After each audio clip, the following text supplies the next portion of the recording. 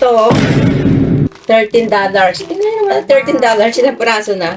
2 for 6, ani. Ito yung dahon ng kamote. Ayan. Dahon ng kamote, 10.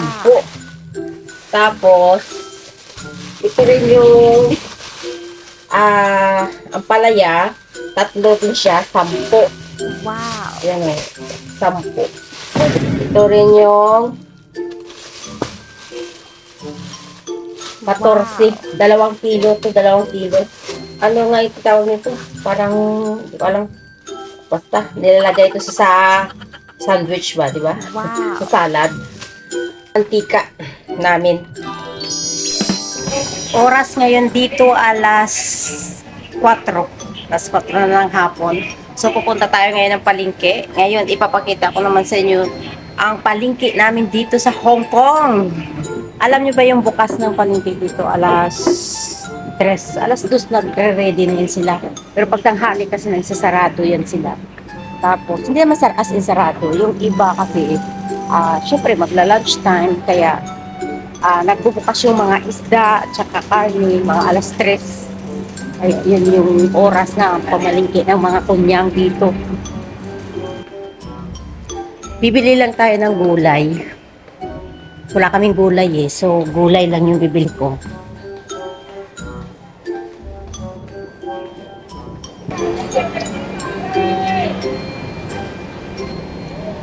Dito naman ako namimili ng gulay kasi mura lang ito eh. Mura lang dito. Kasi sa bibili ako dyan sa mga tumpok-tumpok dyan sa mahal. Kaya dito ako namimili. Actually, tingnan mo, wala na mga gulay. Obos na. Hindi na akong kamote. 3-10. Alam.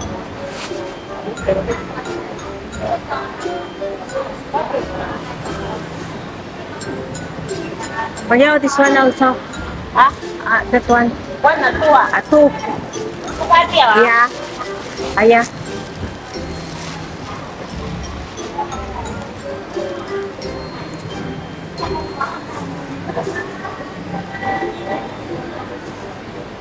Also, this one pang yang. Okay. Ito nila ha. Aya. Lagi si.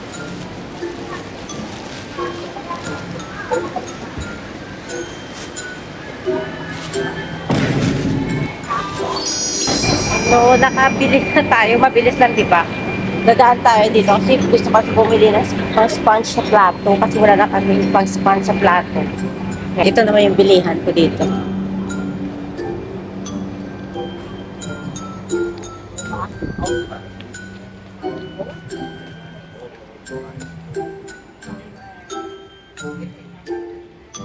Sponge.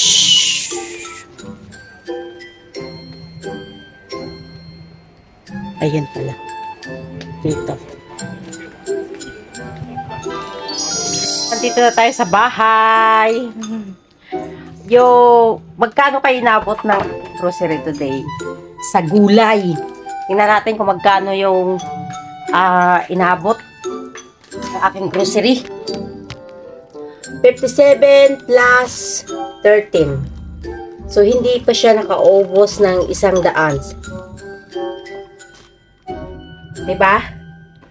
Magkano lang siya? 7, 8, 19, Kir 1, 70 plus lang.